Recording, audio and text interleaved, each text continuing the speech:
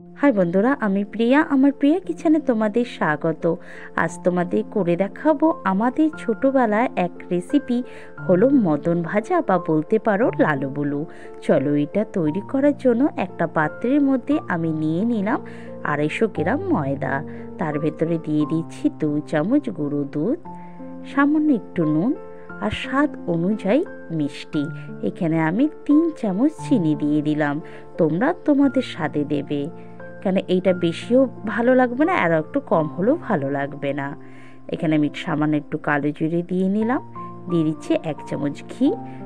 এখানে ঘিয়ের পরিবর্তে তোমরা সাদা তেলও ব্যবহার করতে পারো, কিন্তু ঘি দিয়ে ময়ানটা তৈরি করলে স্বাদটা বেশি ভালো আসে। ভালো করে ময়ানটাকে 5-6 মিনিট একটুখানি মিশিয়ে নেব। ময়ান ভালো হলে না এই মদন ভাজা খেতে খুব ভালো হয়। এবার অল্প অল্প জল দিয়ে একটা ডো তৈরি করব। ডোটা যেন বেশি নরম না হয়, একটু শক্তই রাখতে হবে।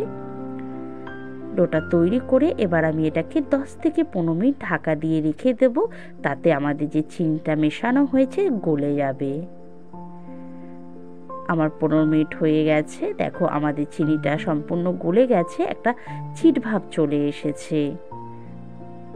এবার আমি লেচি করে নিচ্ছি। লেচিগুলো একটু বড় করতে হবে। এবার এটা রুটির আকারে বেলে নেব। আমাদের চিনিগুলো একটু চিট ভাব বসে গেছে গলে গিয়ে, সেই কারণে আমি ময়দা দিয়ে বেলে নিচ্ছি।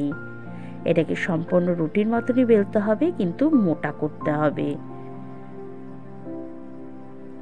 আমি মোটা করে এটা বেলে নিয়েছি, তোমরা বুঝতেই পারছো। এবার এটা একটা কাঠিন দিয়ে নেব। এই লালু বুলু বা মদন ভাজা কিন্তু চৌকো হয়, সেই কারণে চৌকোই এটা করতে হবে, কিন্তু ছোট ছোট। আমি 4 সাইড কেটে নিয়ে এটাকেও পরে আমি বেলে কাটিং করে নেব। এবার ছোট্ট ছোট্ট করে আমি কেটে নিচ্ছি।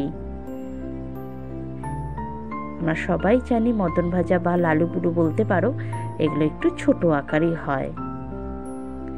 খুব সহজেই তৈরি হয়ে যায়, বা তোমরা কেউ যদি মনে করো প্রায় 1 মাসের মতো রেখেও দিতে পারো, সন্ধ্যের টিফিনের জন্য খুব ভালো হয়। এবার কড়াইতে প্রথমে তেলটা খুব ভালো গরম করে নেব, তারপরে একদম আস্তে দিয়ে দেবো। কেন এই ভাজাটা তাড়াতাড়ি হয়ে গেলে ভেতরে কাঁচা থেকে যাবে, খেতে একদমই ভালো লাগবে না। প্রায় আমি 7 থেকে 8 মিনিট গ্যাস আস্তে দিয়ে এগুলোকে ভেজে নেব।